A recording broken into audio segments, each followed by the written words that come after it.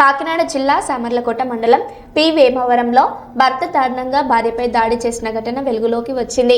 2021లో ప్రేమ వివాహం చేసుకున్న మణికంఠ, దేవి దంపతుల మధ్య ఇటీవల విభేదాలు తలెత్తాయి. దేవి ఎక్సైజ్ కానిస్టేబుల్ గా పనిచేస్తుండగా మణికంఠ తన మేనకోడల్ని రెండో వివాహం చేసుకోవాలని నిర్ణయించుకున్నాడు. ఈ విషయంలో గొడవ జరిగి దేవిని రోడ్డుపై పడేసి కొట్టాడు. బాధితురాలు సర్పవరం పోలీస్ స్టేషన్లో ఫిర్యాదు చేసింది.